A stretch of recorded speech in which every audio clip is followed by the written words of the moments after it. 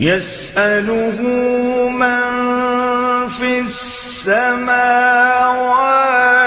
والأرض كل يوم هو في شأن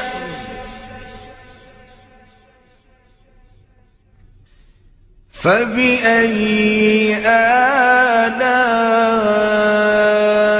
آلاء ربكما تكذبان